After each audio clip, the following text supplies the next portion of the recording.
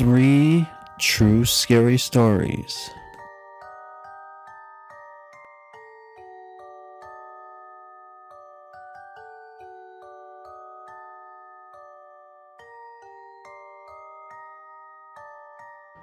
Washington Irving is the reason that Sleepy Hollow has become a part of our collective imagination. Relatively few people go there, but a couple of us have a vision of it in our minds. Irving wrote, "There was a contingent in the very air that blew from that haunted region. It breathed forth an atmosphere of dreams and fancies infecting all the land. The cemetery at the old Dutch church, the point of the crisis in the legend of Sleepy Hollow, is all one would imagine it to be, with tombstones dating to the 17th century, the final resting place of Katrina Van Tassel and Broom Jones. And if legend is true, the real Headless Horseman, which became the basis of Irving's most endearing work. I usually find myself with some time to kill when I'm in the area, and typically find myself shooting photos in the cemetery." The reason most movies about ghosts suck is that a ghost sighting is usually just an instant in time. In all but the rarest occasions, a few seconds where you think you see something, but your mind can't process it quickly enough to know for sure. Or sometimes you don't really register it really, for it's too quick. When movie makers try to snatch that experience out to 90 minutes, all but the very best are doomed to fail. Photographers spend much of their time looking through viewfinders. The world becomes a tiny, isolated place, seen with tunnel vision. When the camera is up to the eye, you're helpless as Janet Leigh in the shower, with Anthony Perkins on the other side of the curtain with a knife. I had the opportunity to shoot the interior of Phillipsburg Manor in Sleepy Hollow, as well as the home of Washington Irving, Sunnyside, just down the road in Irvington. Afterwards, I found myself in the cemetery, killing time till sunset, and was taking photos behind the old Dutch church. I got the shot as I lowered the camera from my eye. For a fraction of a second, there was someone standing a few feet to my right, in full colonial-era garb. My mind flashed to the thought that it was a reenactor from Phillipsburg Manor across the road, which allowed me to catch my breath at least. Except that same instant, I also saw that I was alone. It's said that when the eye sees something when shouldn't be there, or that the mind can't comprehend, the mind blocks it out.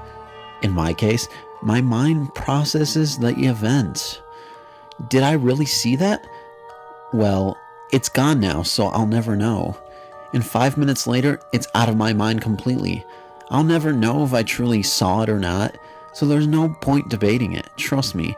I know because I spent huge amounts of time debating with myself when I was younger if some of the experiences I remembered ever happened. So if I can't be sure, I move on and let it go. Which I would have been able to do this time, except the same thing that had happened once before, very near the same spot, was as I was lowering the camera a few months earlier. I spotted a woman in ancient dress out of the corner of my eye. When the same experience happened twice, it sticks. I've taken tens of thousands of photos in the past a couple years. Thousands of those have been in places thought to be haunted, and the number of times I've seen someone appear to be watching me is exactly 2, both in the same location. So I finish up and head down the road to meet up with the Sleepy Hollow storyteller Jonathan Kruk at a nearby diner. I had shot earlier in the day at Sunnyside, and he casually asked if I captured the ghosts of Washington Irving's nieces. I had heard that they were reputed to haunt his old home, as well as the ghost of a young girl predating Irving, which Irving had written of himself. Jonathan went on to say that their ghostly laughter sometimes wafts through the house. Jonathan is an elegant kind of guy and has a way with words, you see. Words which stopped me cold this time. It was late winter and Sunnyside wasn't quite ready to open for the season. Earlier, a couple of ladies had been claiming in there, but when my guide and I arrived, they had scattered for lunch. I was shooting upstairs in the guest bedroom. One of the locations, Irving wrote that the lady's ghost had been spotted. and my guide went downstairs to see how the cleaning was coming. Now, it's easy for their imagination to get out of hand when you're alone in a house dating from the 17th century, kept in pristine condition and restored to how it would have been in Irving's time. That it's rumored to be haunted doesn't help keep one grounded. I heard laughter behind me, once again, as I had the camera to my eye. My guide was a youngish fellow, and I chalked it up to him, making a mental note that Anthony laughs like a girl. A few minutes later, my guide is up the stairs and asks casually what I was laughing about. I looked at him, he looked at me, we made ghostly sounds and shrugged it off. It would make a lousy movie. At most 2 seconds of action, and there was no suspense leading up to it. Perhaps the one thing in common with all three experiences was the ordinariness of it all. Not that I don't believe it happened, nor that I heard it, but it only happened once, and there was no apparition, no howling screams afterwards, just a second of giggling, and someone later telling me that we weren't the only ones who have heard the peal of a lady's laughter in the world of Washington's Irving.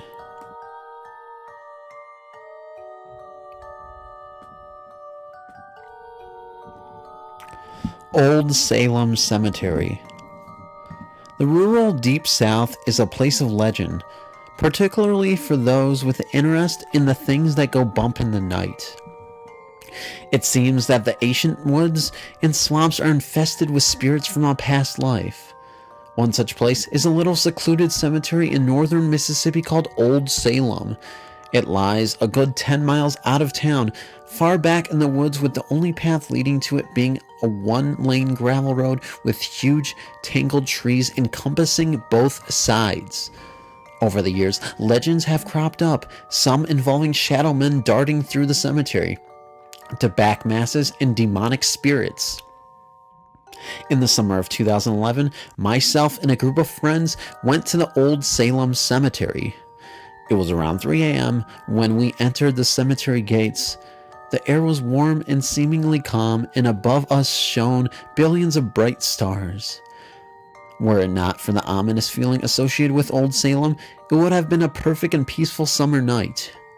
We were not very far into the graveyard when we heard a noise in the distance that, at first, sounded like coyotes, but we quickly realized it actually sounded like children laughing. The volume of the noise began to slightly increase and was followed by the sound of a woman screaming. The sounds were not coming from the old cemetery itself, but rather from the areas surrounding it.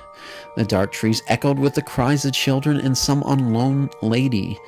Being an amateur group armed with a single flashlight, it was inevitable that our courage would fail us. We departed the cemetery quickly. Since then, we have furthered our knowledge of the paranormal and created an arsenal of equipment needed for hunting spirits. After several investigations elsewhere, we returned to Old Salem, this time sporting a video camera, audio recorders, and EMF meters. We steeled ourselves for what would be waiting beyond the gates and entered, prepared for anything. As we ventured to the center of the graveyard, our EMF recordings began to spike, especially near an iron-faced area with an obelisk that had been knocked over and dragged. While we did not see anything with our own eyes, our equipment caught very interesting investigations. On the audio recorder, several undiscernible EVPs are captured, but the most incredible being a voice hiss my name. Our camera captured what appears to be a hooded man standing in the distance between some headstones, watching us as we moved about the cemetery. The video camera captures an arm seemingly reach out between the same headstones where the hooded figure was standing. The investigation was enough to completely convince me that the area was haunted, and it at first caused me to refrain from returning for quite some time.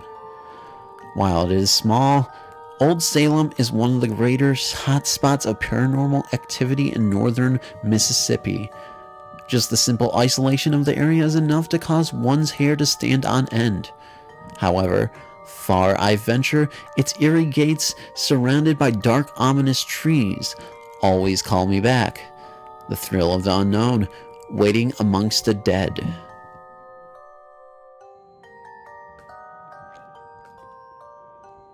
Headless Horseman Haunt. Though my story took place when I was 8 years of age, I still remember it as bright as day. Many people I talk to write it off as a bad dream or a hallucination, but I know what I experienced, and I know for certain that I was very much awake. There are a few seemingly minor details I must set up first, as they all accumulate to create the entire context of my story. In 2004, during the week of Thanksgiving, my family took a vacation to Disney World in Florida, as it was our first large vacation and we wished to stay for the entire week. We were staying in a rather cheap hotel. The area was made up to look like the French Quarter in New Orleans, and the rooms resembled motel rooms rather than a hotel room. There were 5 people in the room and 2 beds right next to each other. My mom and dad slept in the bed closest to the door with my then 2-year-old little sister. My older brother and I shared the far bed, but slept so that my head was at the foot of the bed and his head was opposite, at the top. On the day of the incident, my mom and little sister had returned to the room for the day, leaving me, my dad, and my brother to ride all the roller coasters we wanted. They were both dead set on riding the Haunted Mansion ride, but seeing an 8-year-old little girl, I threw a fit. Finally, they coerced me into it, and I begrudgingly went along. The very first spooky thing I saw before entering the ride was the statue of the Headless Horseman, riding a black horse with red eyes, dressed in all black, and of course, entirely without any head to speak of. We went through the ride, and, as could be expected, I was mortified. That night, as I lie in bed, I couldn't get any sleep. The room was unbearably hot and humid. I couldn't get comfortable, and I had a slight chest cold, which was causing me to cough up phlegm. Apparently, my father couldn't sleep either, as every time I coughed, he griped at me to spit, swallow, or quit it.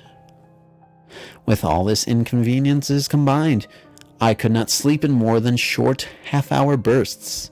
At one point, at around 3:30, I woke up with a strange feeling of something being wrong. My head was hanging over the edge of the bed, and I could see a small, round black object on the floor. I then noticed that it was attached to something furry. Initially, I believed it to be one of the stuffed Mickeys we'd bought earlier in the day, but then I realized it was something much larger. I followed the object up what I realized was a large, bony, furry leg, and found myself staring dead into the red, glowing eyes of a big, black horse. It then dawned on me that it was the same horse, rider and all, as the statue from outside of the Haunted Mansion in my hotel room. To make matters worse, it then blew hot breath out of its nose and clopped its hooves on our floor. I tried desperately to pull the blanket over my head, but my brother had wrapped himself in it. I then tried to grab the sheet, but my brother was laying on it, and I could only get enough to cover 2/3 of myself. I then lay very still, telling myself I was dreaming, just scared from the ride earlier that day, and that if I fell asleep, it would all go away. I then felt more phlegm come up in my throat, and tried my best not to cough, fearing it might alert the beast and its spectral rider. Finally, it became too uncomfortable, and I had to cough up the mucus. That's when something even more strange happened. My dad once again scolded me and told me to stop coughing. That was it for me. If my dad was also awake, then I had to be. I was indeed not dreaming. After 10 minutes of being terrified, I fell asleep for another hour. I then woke up and peeked from under the sheet, expecting that the vision would be gone, and that I really was just a victim of my own overactive imagination. I looked first to my parents, seeing that they had drifted some in their sleep. I then tried to see if my brother had relinquished some of the sheet he was laying on. Alas, no. Then tentatively, I looked into where the horse was. It was still there, shifting on its feet as if anxious to move, rider still sitting up bone straight. Again, I lay still and eventually fall asleep for around 40 minutes. The next time I awoke, I could hear the horse nicker in the husky, strained breaths of the rider. I couldn't bring myself to look up this time. Finally, I fell asleep for another hour and woke up a half hour before everyone else was set to. Sunlight was beginning to come through the windows, and the sky was telltale blue, giving away that it was early morning. I felt an overwhelming sense of calm, and threw my head up where I had seen the apparition the night before with no fear. Indeed, it was gone. Ironically, my brother had also rolled off the sheet and even loosened some blanket. I was able to sleep peacefully for the last half hour. The incident did not take place again for the next few nights, and my parents did not believe me when I told them. Both made a very good point. With the room being as small as it was, wouldn't they have seen the Headless Horseman too? To me, the story was very real, and I knew very well what I saw. What's more is that when we returned sometime later at the age of 16 and rode the ride and saw the horseman, I felt a deep sense of uneasiness. To many, it seems the case of a child and a manifestation of their fear, but to me, it will always be an unexplainable ghost story.